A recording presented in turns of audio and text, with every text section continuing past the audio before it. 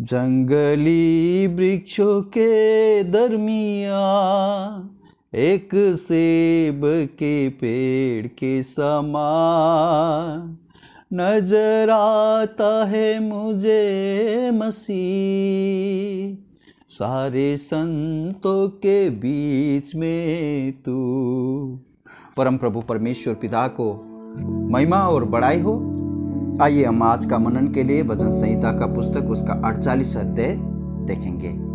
हमारे परमेश्वर के नगर में और अपने पवित्र पर्वत पर यहोवा महान और अति स्तुति के योग्य है। सिय्योन पर्वत ऊंचे में सुंदर और सारी पृथ्वी के हर्ष का कारण है। राजाधिराज का नगर उत्तरीय सिरे पर है। उसके महलों में परमेश्वर ऊंचा गढ़ माना गया है, क्योंकि देखो राजा लोग इकट्ठे हुए, वे एक संग आगे बढ़ गए। उन्होंने आप ही देखा कि देखते ही विस्मित हुए, वे घबरा कर भाग गए। परम प्रभु परमेश्वर को महिमा और बड़ाई हो। मेरा प्रियो, संसार में सिय्योन से भी ऊंचा पर्वत तो है, परंतु दो वचन सारे पृथ्वी के लिए आनंद का एक विषय है, सिय्योन पर्वत। तो सिय्योन के विषय में परमेश्वर ने कहा वो हर्ष का विषय है, वो आनंद का विषय है, क्योंकि परमेश्वर का पवित्र वचन यहाँ पर बताता राजाधिराजा का नगर उत्तरीय सिरे पर है। वो राजाधिराजा सारा संसार का राजा के लिए, सारा संसार का महाराजा का नगर होने के कारण सिय्योन पर्वत हर्ष का एक विषय है। और इसी का 4 वचन में कहता है, क्योंकि देखो राजा लोग इकट्ठे हुए, वे एक संग आगे बढ़ गए। उन्होंने आप ही देखा और देखते ही विस्मित हुए, वे घबरा कर भाग गए। और इसी भजन संहिता का पुस्तक उसका 2 अध्याय का 2 वचन में यहोवा के और उसके अभिषिक्त के विरोध में पृथ्वी के राजा मिलकर और शासक आपस में सम्मति करके कहते हैं कि आओ हम उन बंधनों को तोड़ डालें और उनकी रस्सियों को अपने ऊपर से उतार फेंकें। उस बंधनों को तोड़ डालें, परमेश्वर का नियमों को, परमेश्वर का सिद्धांत को रद्द करते हुए वे लोग अपना सिद्धांत को स्टैब्लिश करने के लिए आशा करते हैं। ऐसा दिन आने वाला है मेरा प्रियो, अपने बनाए हुए, खुद का बनाया हुआ नियम परमेश्वर आकाश और पृथ्वी का कर्ता के सामने में वो नियम रद्द किया जाएगा। प्रकाशित वाक्य का पुस्तक उसका 6 अध्याय में आप देखेंगे तो 15 वचन में, और पृथ्वी के राजा और प्रधान और शासक और धनवान और सामर्थी लोग और हर एक दास और हर एक स्वतंत्र पहाड़ों की मांदों में और चट्टानों में जा छिपे, और पहाड़ों और चट्टानों से कहने लगे कि हम पर गिर पड़ो और हमें उसके मुंह से जो सिंहासन पर विराजमान है और मेमने के प्रकोप से छिपा लो, क्योंकि उनके प्रकोप का भयानक दिन आ पहुंचा है। अब कौन ठहर सकता है। हमने 48 अध्याय का 4 वचन में देखा, क्योंकि राजा लोग इकट्ठे हुए, वे एक संग आगे बढ़ गए। उन्होंने आप ही देखा कि वे देखते ही विस्मित हो गया।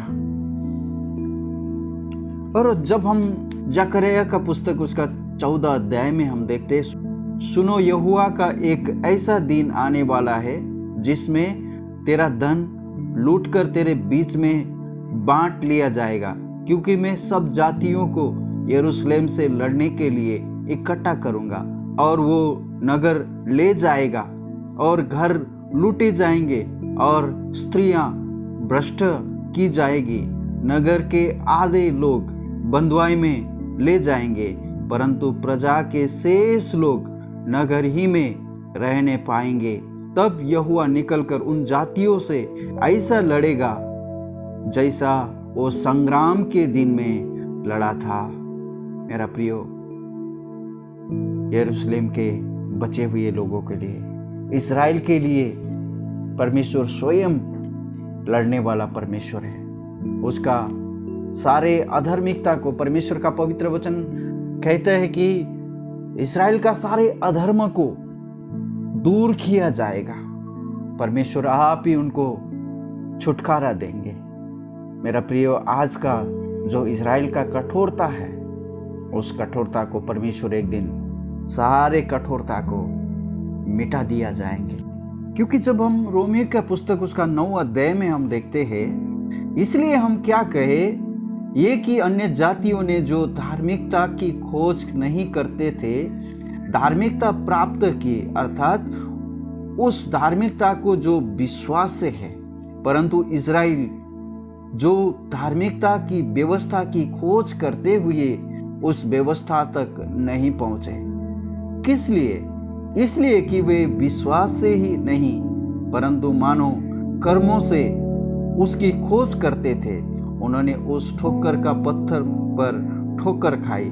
जैसा लिखा है, देखो मैं सिय्योन में एक ठेस लगने वाला पत्थर और ठोकर खाने की चट्टान रखता हूँ, और जो उस पर विश्वास करेगा वो लज्जित न होगा। और 11 अध्याय का 11 वचन में, परंतु मैं कहता हूँ, क्या उन्होंने इसलिए ठोकर खाई कि गिर पड़े? कदापि नहीं, परंतु उनके गिरने के कारण अन्य जाति को उद्धार मिला कि उन्हें जलन हो। इसलिए यदि उनका गिरना जगत के लिए धन और उनकी घटी अन्य जातियों के लिए संपत्ति का कारण हुआ है, तो उनकी भरपूरी से कितना न होगा। 26 वचन में कहते, और इसी रीति से सारा इज़राइल उद्धार पाएगा। जैसा लिखा है कि छुड़ाने वाला सिय्योन से आएगा और अभक्ति को याकूब से दूर करेगा, और उनके साथ मेरी यही वाचा होगी, जबकि मैं उनके पापों को दूर कर दूंगा।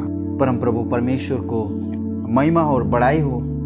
परमेश्वर ने जो हमको इस सुंदर प्रकाश वचन का पुस्तक से, भजन संग्रह 48 अध्याय से दिया, इन सारे बातों के लिए हम परमेश्वर को महिमा करते हैं, उनका नाम को हम बड़ाई करते हैं। परम प्रभु परमेश्वर, हम आपको धन्यवाद करते, स्तुति करते हैं प्रभु, क्योंकि प्रभु आपका पवित्र वचन कहता है कि हम कैसे परमेश्वर के समीप आ गए हैं।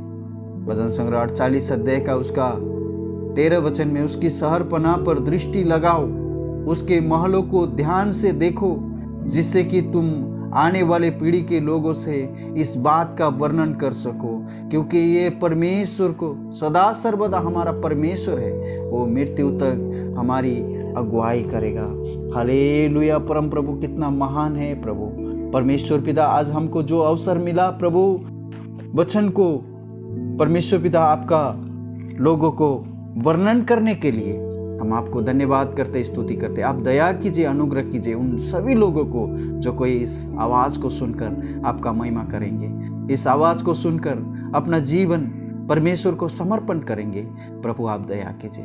हमारा ये प्रार्थना उद्धारकर्ता प्रभु यीशु मसीह के पवित्र नाम से मांगते हैं। सुनिए और ग्रहण कीजिए पिता। आमीन।